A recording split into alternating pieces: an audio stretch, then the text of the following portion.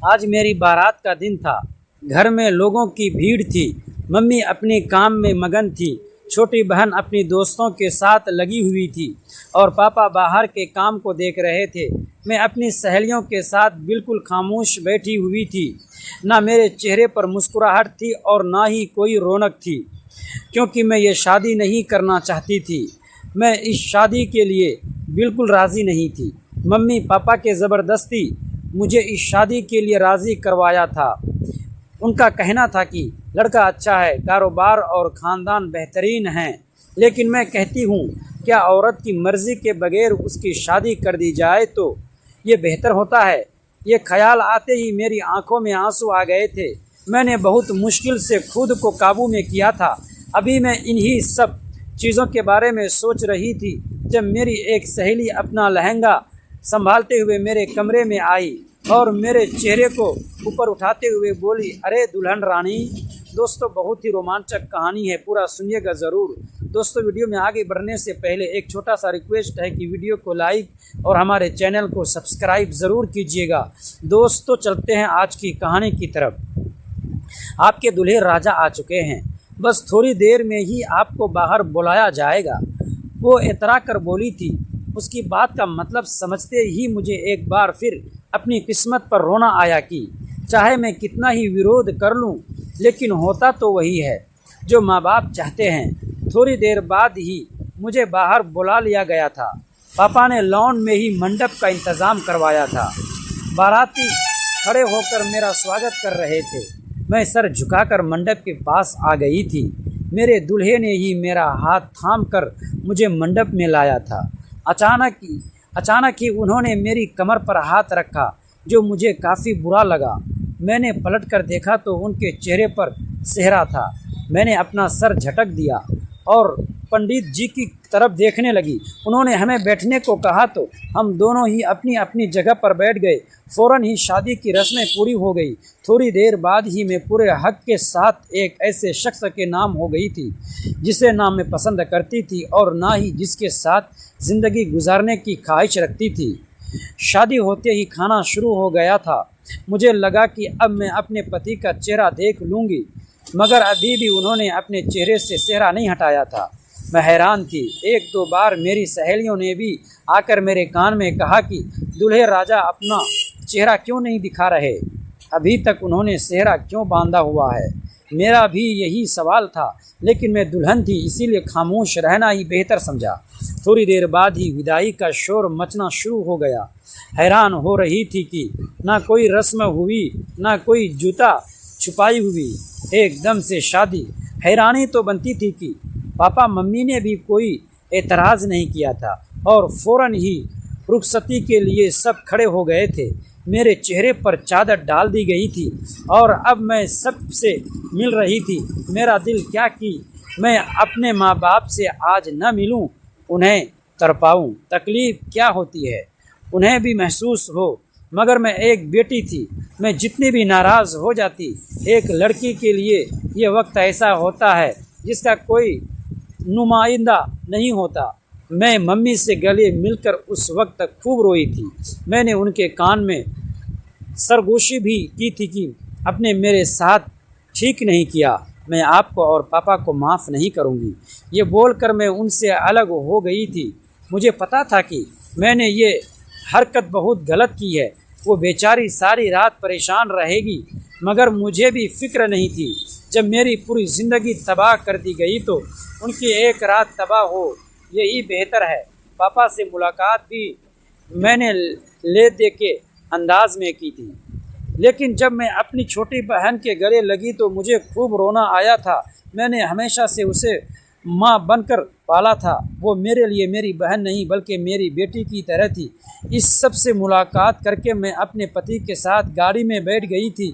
हैरानी एक बार फिर मुझे हुई थी, क्योंकि ये गाड़ी भी सजी हुई नहीं थी, वरना आमतौर पर दूल्हा दुल्हन की गाड़ी तो खूब सजी हुई होती है।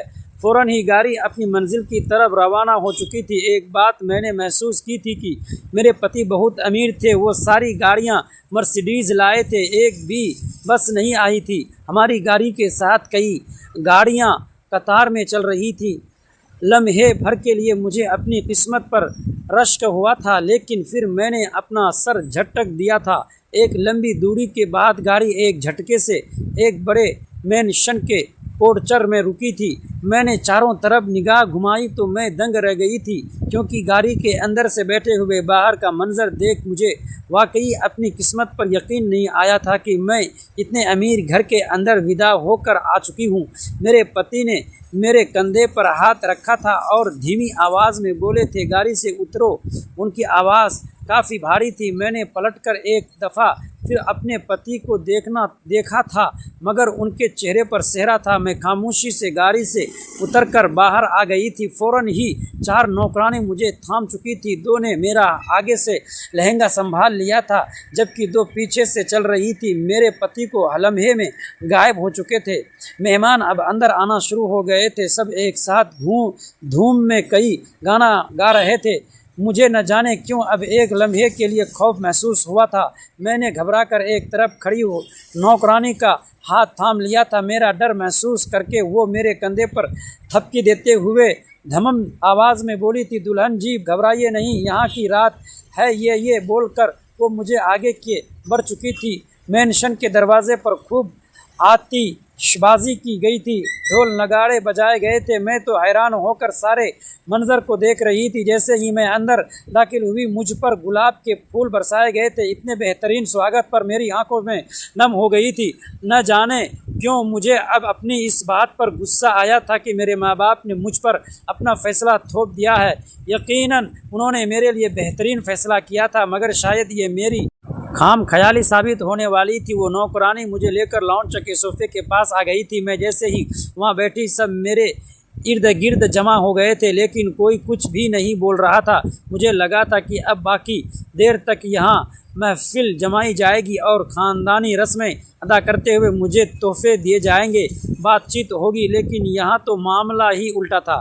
कोई किसी से बात नहीं कर रहा था, सब सर झुकाकर बैठे हुए थे। अचानक ही मेरी सास मेरे पास आई थी, गिफ्ट पेपर में लिपटा हुआ एक तोहफा मेरी तरफ बढ़ाते हुए बोली थी, ये लो बहू रानी, ये तुम्हारे लिए है। सुबह ये तोहफा मुझे सबूत के साथ लौटा देना। मैंने हैरान होकर उनकी तरफ देखा था। मेरे दिल में फ़ौरन ये बात आई थी कि मैं उनसे पूछें कि तोहफा कब वापस किया जाता है, मगर मैं नई नवेली दुल्हन थी, ऐसी कोई भी बात करके मैं अपना मियार गिराना नहीं चाहती थी। इसीलिए मैंने खामोशी से सर को हिला दिया था। उन्होंने एक बार फिर नौकरानी को आवाज़ दी थी। 2 नौकरानी मेरे करीब आ गई थी और मुझे थाम कर शायद मेरे दूल्हे के कमरे में ले जाने लगी थी। मैं धड़कते दिल के साथ कमरे के दरवाजे के करीब आ गई थी जब एक नौकरानी ने दरवाज़ा खोला था और मुझे अंदर की तरफ इशारा करते हुए बोली थी, अपना बहुत ख्याल रखना, सुबह मुलाकात होगी, गुड नाइट। ये बोलकर वो दोनों ठहरी नहीं थी बल्कि चली गई थी। मैं धड़कते दिल के साथ जैसे ही कमरे के अंदर दाखिल हुई तो सामने का मंजर देखकर मेरी आंखें फटी की फटी रह गई थी, क्योंकि ये कोई बेडरूम नहीं था बल्कि इस बेडरूम में 7 बिस्तर थे। मेरी आंखें फटी की फटी रह गई थी कि ये क्या माजरा है, ये कौन सी रस्म होगी। अभी मैं पलटती उससे पहले ही किसी ने मेरे पेट पर अपना खुरदुरा हाथ रखा था और मुझे पलटने से रोक दिया था। मेरी तो सांसें ही हलक में अटक चली थी। इस कमरे में कौन आया था मुझे नहीं मालूम था, मगर जैसे ही उस शख्स ने मेरे कान में सरगोशी की तो मैंने सुकून का सांस बाहर निकाला था, क्योंकि ये वही भारी आवाज़ थी जो मैंने गाड़ी में अपने पति की सुनी थी। वो मेरे कान में सरगोशी करते हुए बोले थे, यकीनन तुम्हें ये सरप्राइज़ कुछ अच्छा नहीं लगा होगा। दिल में हज़ारों सवाल होंगे कि ये कैसी रस्म है। मैंने इस बार खुद को पलटने से बाज नहीं रखा था। मैं अब पलट चुकी थी, लेकिन जैसे ही मेरी निगाह मेरे पति के चेहरे पर गई तो मैं फटी की फटी निगाहों से उनका चेहरा देखने लगी थी। ऊंचा, लंबा, दराज, कद, चौड़ी जिस्म, लेकिन चेहरे पर एक निशान था जो आंख से होता हुआ होंठ तक जा रहा था। मैंने अपनी उंगली उठाकर उस शख्स पर फेरी थी। मेरी आंखों में खुद की परछाइयाँ आई थी। इस निशान से उन्हें तकलीफ़ हुई होगी। मैं कुछ कहती उससे पहले ही उन्होंने मेरी कमर को जकड़ लिया था। मुझे अपने सीने से लगाते हुए वो मेरे कान में घुराते हुए बोले थे, डर नहीं लग रहा तुम्हें मेरे इस निशान से? मैंने हैरान होकर उनकी तरफ देखा था। अभी वो और कुछ कहते उससे पहले ही हुई थी और बिना सोचे समझे मैंने अपने होठ उस निशान पर रख दिए थे। मेरा ये करना मेरे पति की बोल सख्त कर चुका था। मैं भीगी हुई आवाज़ में बोली थी, इस निशान को देखकर डर नहीं खुद को रहा है, ये कैसे आया आपके चेहरे पर? मेरे सवाल पर वो बिल्कुल खामोश हो गए थे। अचानक उन्होंने मुझे खुद से अलग किया था। मेरी कलाई थाम कर वो मुझे उस कमरे से निकाल कर सीधे कॉरिडोर में चले गए थे। मेरा लहंगा काफ़ी भारी था जिसे संभालना मेरे लिए बहुत मुश्किल था। मुझे ये लहंगा बिल्कुल संभाला नहीं जा रहा था, मगर इसके बावजूद मैं उसके साथ खींचती चली जा रही थी। वो कॉरिडोर में बने सबसे आखिरी गेट के पास आए थे जो बिल्कुल काले रंग का था। दरवाज़ा खोलकर वो जैसे ही मुझे अंदर लेकर दाखिल हुए तो मैं कमरे की खूबसूरती को देखा। पूरा घर मेहमानों की चहल पहल से गूंज रहा था। आंगन में रिश्तेदारों की हंसी सुनाई दे रही थी। रसोई से पकवानों की खुशबू उठ रही थी।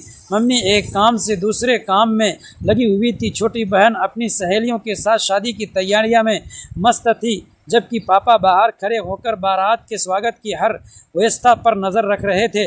सब कुछ बिल्कुल वैसा ही था जैसा किसी लड़की की शादी वाले दिन होना चाहिए, लेकिन सिर्फ एक इंसान था जिसके दिल में जरा सी भी खुशी नहीं थी, और वो मैं थी। मैं अपनी सहेलियों के बीच चुपचाप बैठी थी। चेहरे पर मुस्कान का नामो निशान नहीं था। हाथों में सजी गहरी मेहंदी भी मुझे खुशी का एहसास नहीं करा पा रही थी। मेरी आंखें बार बार भर आ रही थी, लेकिन किसी ने उन आंसुओं के पीछे छिपे पर्दे को समझने की कोशिश नहीं की, क्योंकि मैं ये शादी नहीं करना चाहती थी। मैंने मम्मी पापा से न जाने कितनी बार कहा था कि मुझे ये रिश्ता मंजूर नहीं है। मैंने उनसे अपनी बात समझाने की हर संभव कोशिश की, लेकिन हर बार मेरे सामने वही जवाब रखा गया, लड़का बहुत अच्छा है, उसका कारोबार शानदार है, ख़ानदान इज्जतदार है और तुम्हें वहाँ किसी चीज़ की कमी नहीं होगी। लेकिन मेरे मन में सिर्फ एक सवाल बार बार उठ रहा था, क्या किसी लड़की की अपनी इच्छा, उसके अपने सपने और उसकी अपनी ज़िंदगी की कोई कीमत नहीं होती? क्या सिर्फ इसीलिए कि लड़का अमीर और अच्छे परिवार से है, उसकी मर्ज़ी के बिना उसकी शादी कर देना सही हो जाता है? यही सोचते सोचते मेरी आंखों से आंसू बह निकले। मैं चाहकर भी उन्हें रोक नहीं पा रही थी। तभी बाहर से किसी ने ज़ोर से आवाज़ लगाई, बारात बस कुछ ही मिनटों में पहुंचने वाली है। ये सुनते ही मेरे दिल की धड़कनें तेज़ हो गई थी, क्योंकि मैंने एक ऐसा फ़ैसला पहले ही कर लिया था जिसके बाद या तो मेरी ज़िंदगी हमेशा के लिए बदलने वाली थी, या फिर मेरे पूरे परिवार की इज्जत एक ही पल में मिट्टी में मिल जाने वाली थी। दोस्तों, ऐसे ही कहानी सुनने के लिए प्लीज़ हमारे चैनल को सब्सक्राइब ज़रूर कीजिएगा। वीडियो को लाइक और प्यारा सा कमेंट करके हमारा हौसला अफजाई कीजिएगा।